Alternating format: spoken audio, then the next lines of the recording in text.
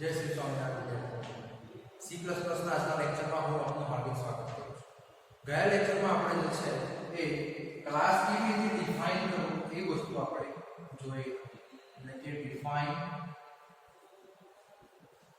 Class.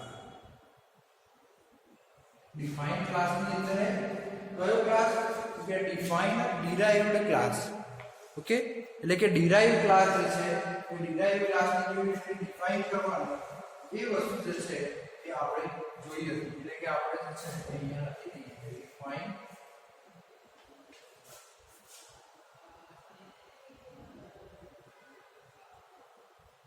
Derived class. Okay, એટલે derive class કેવી રીતે આપણે ડિફાઇન કરવાનો એ વસ્તુ આપણે જોઈએ, જેની અંદર આપણે બે રીતની વેરાયટી જોઈએ. એક જે છે એ આપણે જોઈશું કે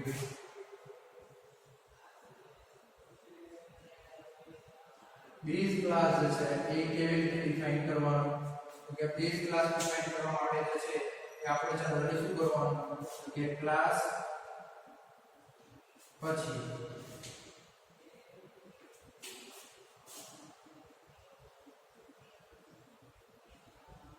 name of base class પછી જે છે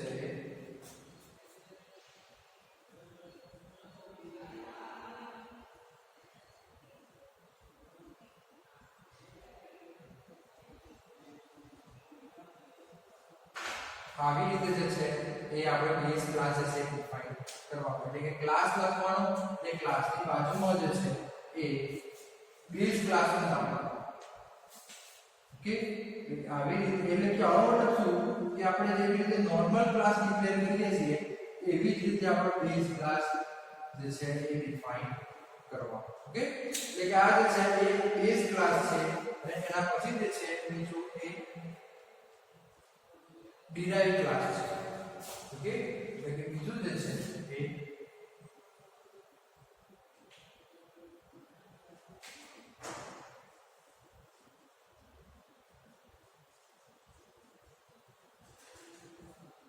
ડિરાઇવ ક્લાસ. તો ડિરાઇવ ક્લાસમાં આપણે કેવી રીતે કરવાનું? તો કે class okay derive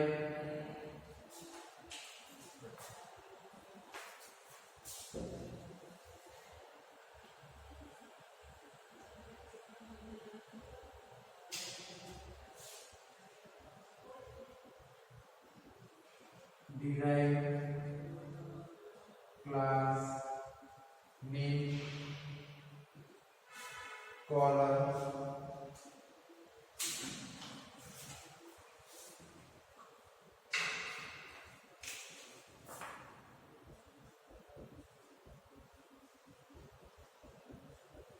visibility mode પછી base class name અને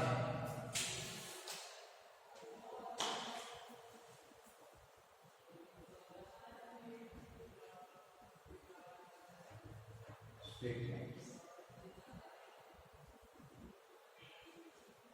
તો આવી રીતે જે છે એ ડિરાઇવ ક્લાસ જે છે એ આ રીતે ડિફાઇન થશે. સોરી, બેઝ ક્લાસ અને ડિરાઇવ ક્લાસ જે છે એ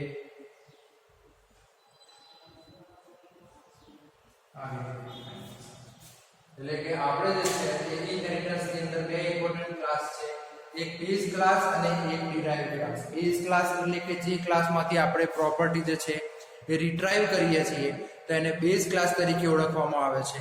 અને જે ક્લાસમાં આપણે જે છે એ જે ક્લાસમાંથી પ્રોપર્ટી ડિરાઈવ કરીએ છીએ એને બેઝ ક્લાસ કહેવામાં આવે છે. અને એ પ્રોપર્ટી ડિરાઈવ કરી અને જે નવો ક્લાસ તૈયાર થાય છે એને ડિરાઇવ ક્લાસ તરીકે ઓળખવામાં આવે છે. જેની અંદર class name of the base class એટલે કે આપણે જે નામ આપવું હોય અહીંયા જે છે એ ડિરાઇવ ક્લાસ નેમ એટલે કે જે ક્લાસ ડિરાઇવ ક્લાસ કરવો હોય એનું નામ, પછી આ જે છે એ કોલન અને કોલન પછી જે છે એ વિઝિબિલિટી મોડ અને પછી જે છે એ નેમ ઓફ base class.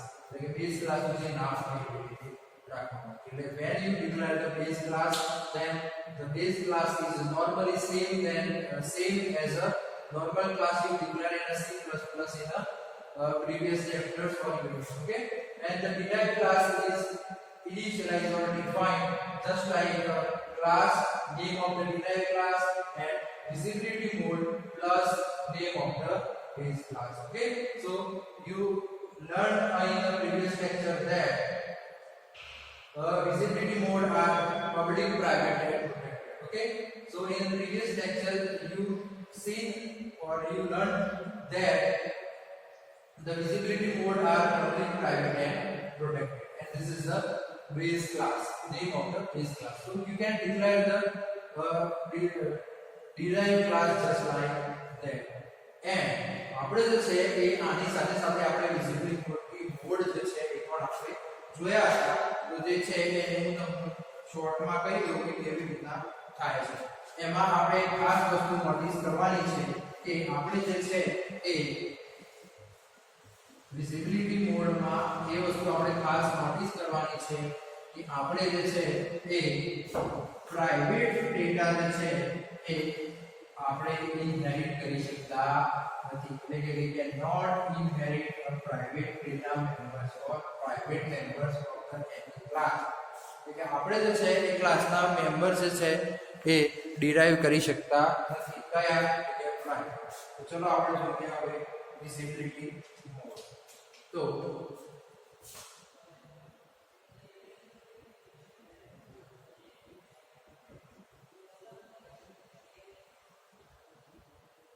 તો વિઝિબિલિટી મોડની અંદર જે છે એ આપણે જોઈએ છે પહેલું જ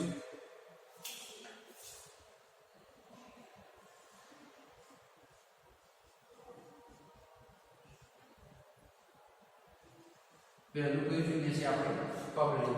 તો જ્યારે આપણે કોઈ ક્લાસ ડિરાઈવ કરીએ પબ્લિક તો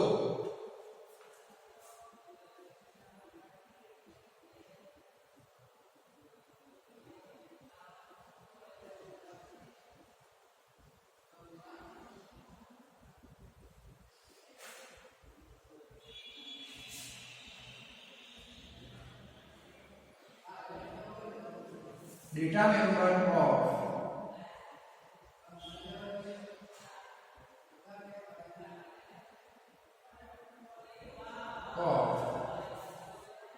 ये पण केवा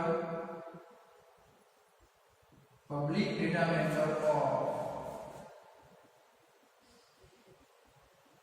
base class become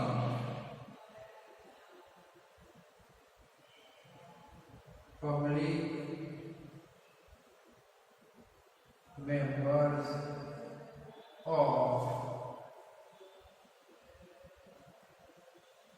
derived class. એટલે કે જ્યારે તમે કોઈ ક્લાસ ડિરાઈવ કરો છો તો એ ક્લાસ પબ્લિકલી ડિરાઈવ થયેલો હોય તો બેઝ ક્લાસના જે પબ્લિક ડેટા મેમ્બર છે એ ડિરાઈવ ક્લાસના પણ પબ્લિક મેમ્બર જે છે થશે. ડેટા મેમ્બરની ખાલી મેમ્બર્સ છે. મેમ્બર્સ એટલા માટે કે આની અંદર જે છે એ method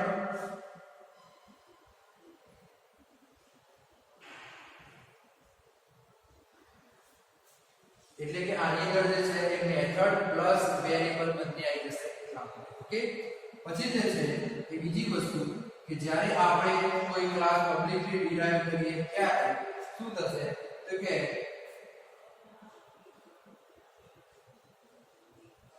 protected members of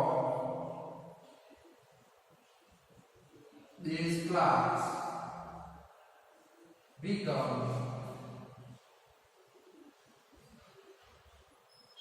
protected members of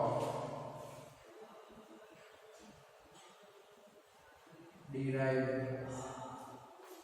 કે એટલે કે જ્યારે જે છે એ તમે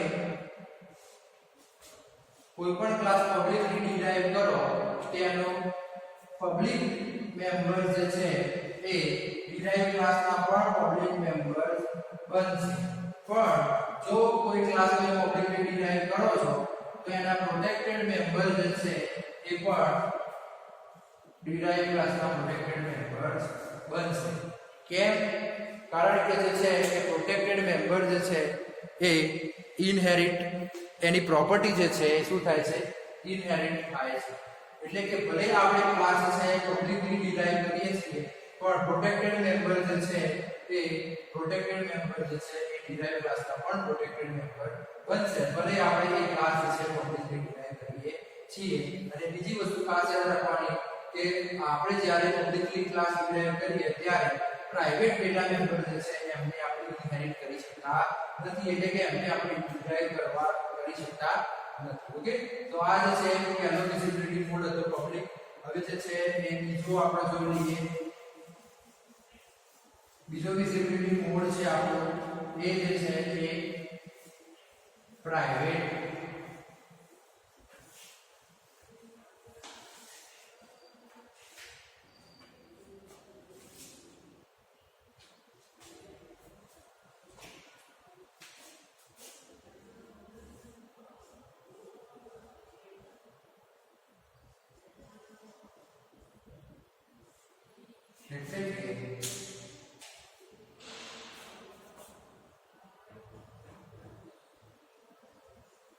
when you derive a class as private, then first what happened? Public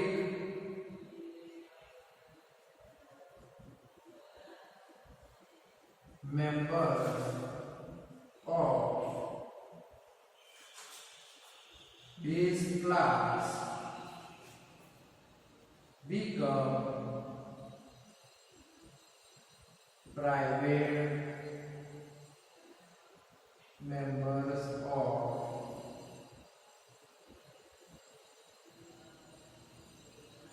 derived class. એટલે કે જ્યારે તમે કોઈ પણ ક્લાસ છે એને પ્રાઇવેટલી જે છે ડિરાઇવ કરશો તો એ ક્લાસ બેઝ ક્લાસના પબ્લિક મેમ્બર છે એ પણ ડિરાઇવ ક્લાસના પ્રાઇવેટ મેમ્બર જે છે એ થઈ જશે. એવી જ રીતે જે છે એ પ્રોટેક્ટેડ મેમ્બર હશે એ પણ જે છે એ પ્રાઇવેટ મેમ્બર થઈ જશે. એટલે કે protected members of base class become a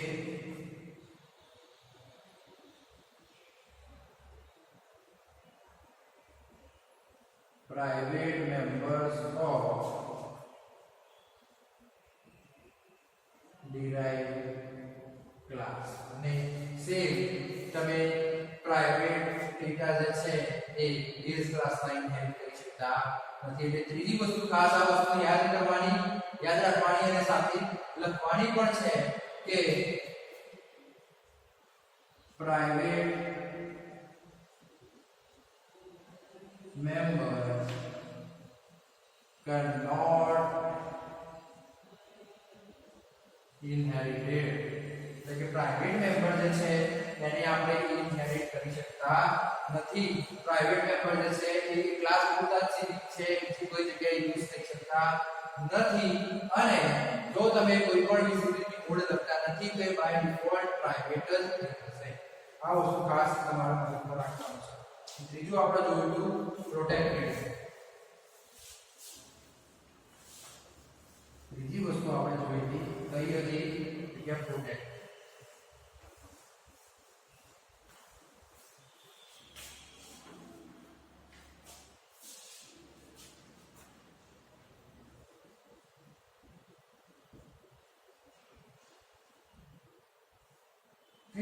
તેની અંદર શું થશે તો કે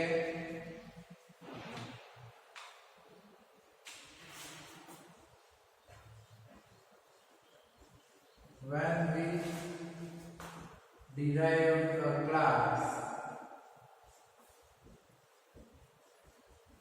protected then થશે શું તો કે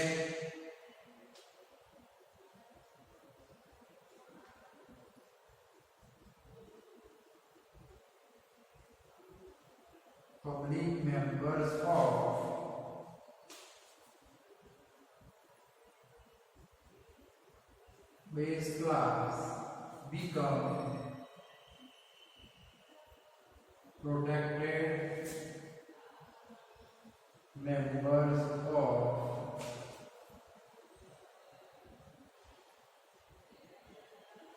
derived class and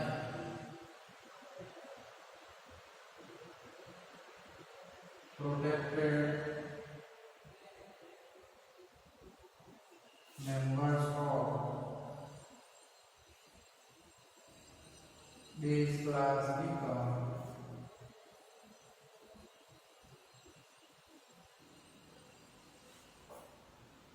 protected members of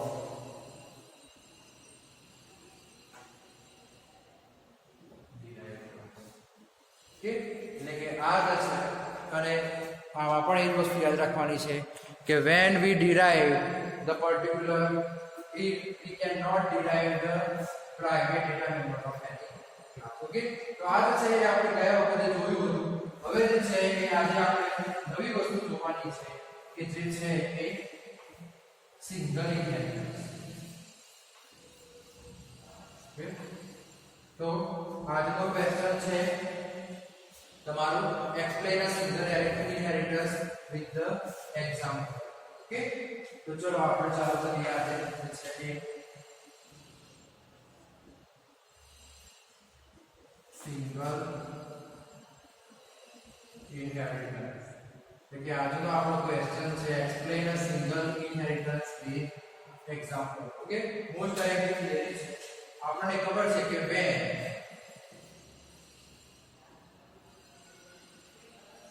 a class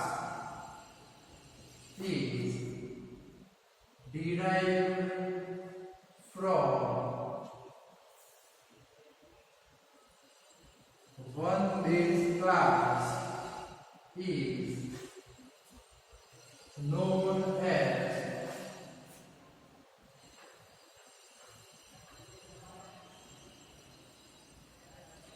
single inheritance.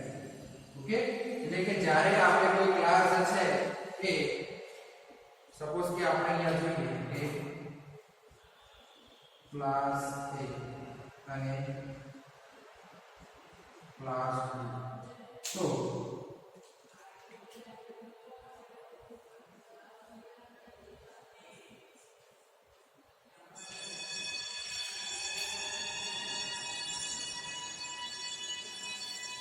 Class A અને ક્લાસ B બે આપેલા છે તો એક ક્લાસમાંથી બીજો ક્લાસ આપણે ડિરાઈવ કરીએ તો આ જે છે આને કહેવાશે શું સિંગલ ઇનહેરિટન્સ. કેમ?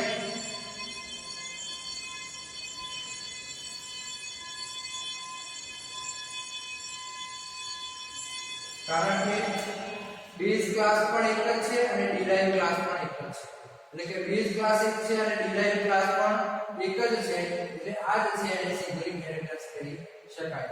ઓકે એટલે કે આપણે એવું લખવું તો લખી શકાય કે in a single inheritance there are a single base class and a single derived class.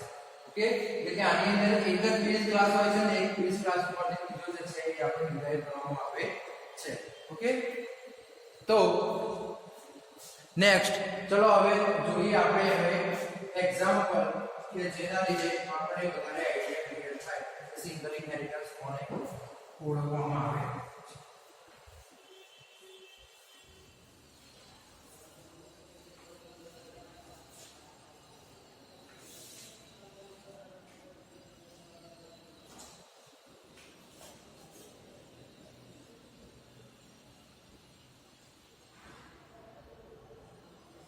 આપણે જે છે એ એવો એક પ્રોગ્રામ લખવાનો છે કે જેની અંદર આપણે સ્ટુડન્ટના માર્ક્સ જે છે એનું નામ અને એનો રોલ નંબર એન્ટર કરાવવાનો છે. સાથે જે છે એ આપણે એના માર્ક્સ જે છે એ પણ એન્ટર કરાવવાના છે અને એ જે છે ટોટલ આપણે ડિસ્પ્લે કરાવવાનો છે. તો જે છે એ સૌથી પહેલા આપણે શું કરીશું તો કે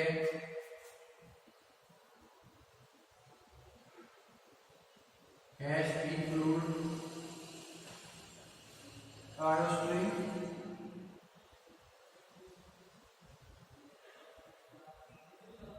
dot. ઓકે સૌથી પહેલા જે છે એ આપણે લખવાનું છે પછી જે છે એ લખવાનું છે આપણે ક્લાસ સ્ટુડન્ટ, એટલે કે આપણે જે છે એક સ્ટુડન્ટ નામનો ક્લાસ લઈએ છીએ અને જેની અંદર જે છે એ આપણે character name of 20, ઓકે, અને જે છે એ આપણે બીજો એક વેરીએબલ લઈએ છીએ કે જેનું નામ છે સપોઝ કે ઇન્ટીજર રોલ નંબર, ઓકે, આપણે જે છે વેરીએબલ જે છે એનું નામ રાખીશું આપણે રોલ. તો આ બે જે છે એ આપણા બે વેરીએબલ છે, ઓકે. હવે જે છે આપણે લખીશું અહીંયા વિઝિબિલિટી મોડ પબ્લિક, ઓકે. પછી જે છે એ આપણે નીચે એક મેથડ લખીએ છીએ કે void input st. input st એટલે કે સ્ટુડન્ટના ડેટા જે છે એ ઇનપુટ કરાવવાનો છે. એટલે અહીંયા આપણે પ્રિન્ટ કરાવડાવીએ છીએ કે cout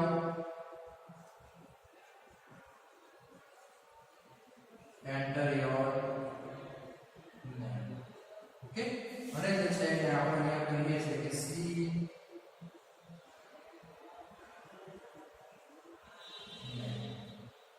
ઓકે. એવી જ રીતે જે છે એ આપણે બીજું જે છે એ એન્ટર કરાવડાવીએ છીએ કે cout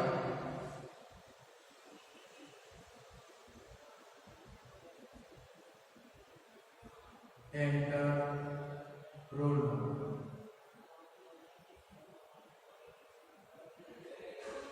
ઓકે. અને પછી જે છે સી આપણે અહીંયા લખીએ છીએ, ઓકે. એટલે આ જે છે એ આપણી શું થઈ ગઈ ઇનપુટ મેથડ થઈ ગઈ. હવે જે છે એ આગળ જે છે એ આપણે અહીંયા લખીશું void output st, એટલે કે આની અંદર આપણે લખીશું કે ભાઈ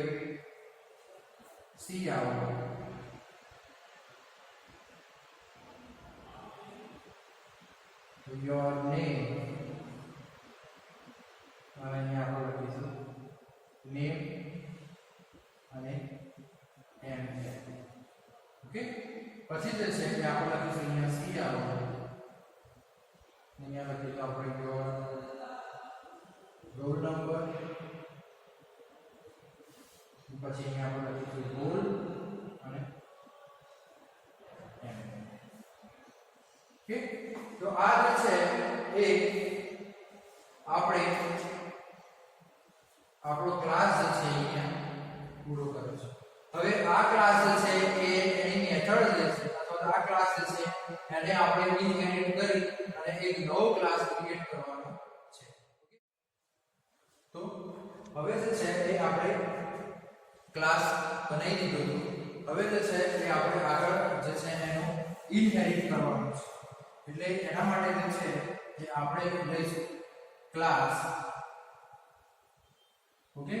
ક્લાસનું નામ આપણે લઈએ છીએ સપોઝ કે result, and then we take the visibility mode that is a public and name of class is student, okay. Here you can see that this is the name of derived class, this is the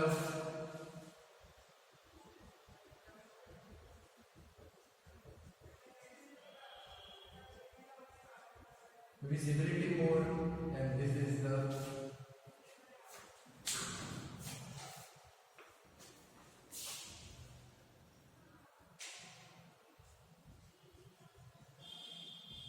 name of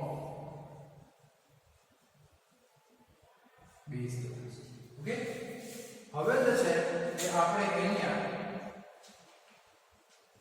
એક variable લઈએ છીએ, okay. Integer total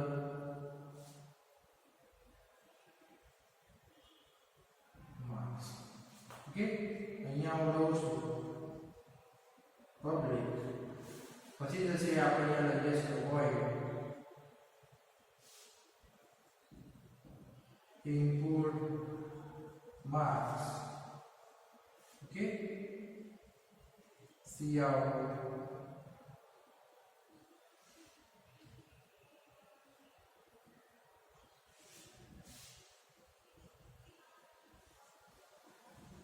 enter your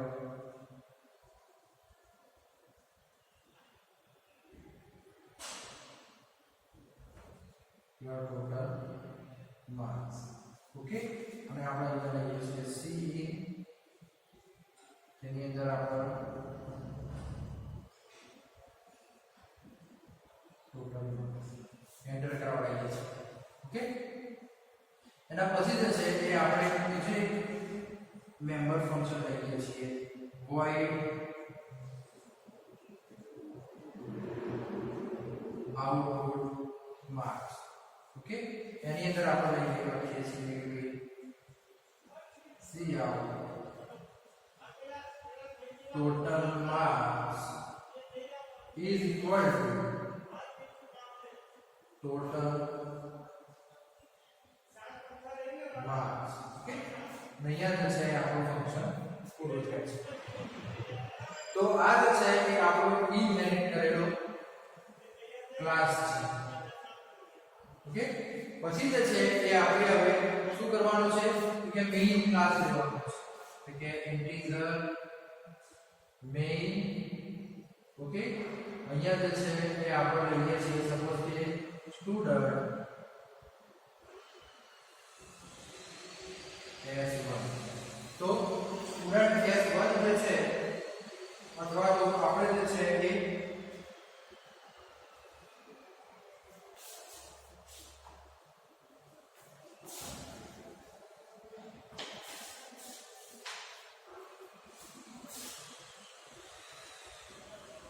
result r1 નામમાં આપણે શું કરીએ છીએ object create કરીએ છીએ અને r1 ડોટ આપણે પહેલા લીધું કે ભાઈ input s2. Okay, r2 dot output s2 અને r3 ડોટ જે છે એ આપણે શું લીધું છે અહીંયા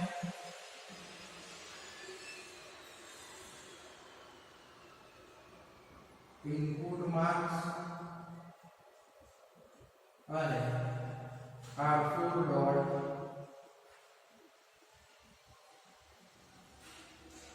output marks return 0. Okay, અને આપણે બ્રેકેટ છે ક્લોઝ. સો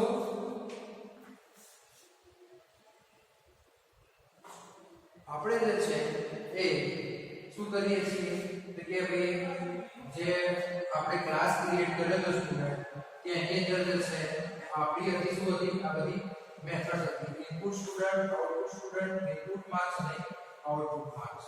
તો આની અંદરથી આપણે શું કરતા હતા કે આપણે જે છે સૌથી પહેલા એક સ્ટુડન્ટ નામનો બેઝ ક્લાસ ક્રિએટ કર્યો હતો જેની અંદર ઇનપુટ અને આઉટપુટ બે મેથડ લીધેલી હતી.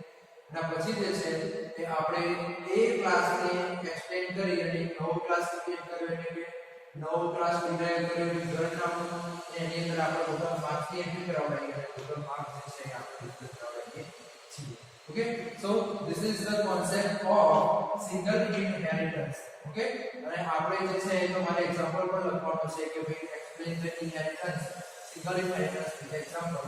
તો તમારે જે છે એ એક્ઝામ્પલ અને ઇનહેરિટન્સ જે શું છે એ વસ્તુ તમારે લખવાની છે. Okay, so in the today lecture આપણે જે છે એ સિંગલ ઇનહેરિટન્સ ભણ્યા. હવે જે છે નવા લેક્ચરમાં મળીશું નવા ટોપિક સાથે. ત્યાં સુધી જય શ્રી સ્વામિનારાયણ.